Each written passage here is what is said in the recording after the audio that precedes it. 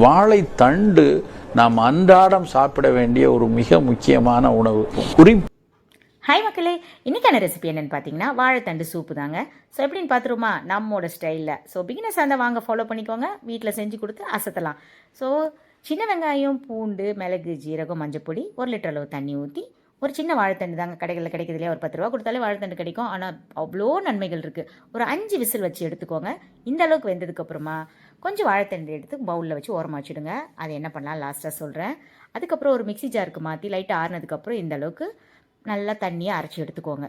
1/2 spoon அளவுக்கு எண்ணெய் சேர்த்து பொடியாக நறுக்கி வச்சுருக்க சின்ன வெங்காயத்தையும் சேர்த்து இந்த அளவுக்கு ப்ரௌனிஷாக வந்ததுக்கப்புறம் நம்ம அரைச்சி வச்சுருக்கோம் இல்லையா, அந்த லிக்விடையும் சேர்த்து லைட்டாக கொதி வரும்போது மிளகுத்தூள், உப்பு, தேவையானதா ஜீரகத்தூள் எது வேணால் சேர்த்துக்கோங்க, ரொம்ப நல்லாயிருக்கும். அப்புறம் இந்த நம்ம எடுத்து வச்சோம் இல்லையா வாழைத்தண்டு, அதையே மிக்ஸ் பண்ணிவிடுங்க. கான் மாவுலாம் இதில் அரைச்சி நம்ம மிக்ஸ் பண்ணி ஊற்றுவாங்க பொதுவாக சூப்புக்கு. ஸோ இந்த சூப்பை பொறுத்த அளவுக்கு கான் மாவு சேர்க்க வேண்டிய அவசியம் இல்லை. ஃபைனலாக கொத்தமல்லியை தூவிட்டு ஒரு பவுலுக்கு மாற்றி அருமையாக சர்வ் பண்ணுங்கள். விரும்பி குடிப்பாங்க. இனி வரப்போகிற மழை காலங்களுக்கு நிறைய சூப் வெரைட்டிஸை நம்ம தொடர்ந்து பார்க்கலாம். இந்த சேனல் பிடிச்சிருந்தா சப்ஸ்கிரைப் பண்ணிக்கோங்க. இந்த வீடியோ பிடிச்சிருந்தா லைக் கொடுங்க, உங்கள் ஃப்ரெண்ட்ஸ்க்கு ஷேர் பண்ணுங்கள். டெய்லி நல்ல நல்ல வீடியோஸ் நான் போஸ்ட் பண்ணிகிட்டே இருப்பேன். குழந்தைங்களுக்கு கொடுக்கும்போது மட்டும் இந்த மாதிரி கான்செப்ட்ஸ் தூவி கொடுங்க. ரொம்ப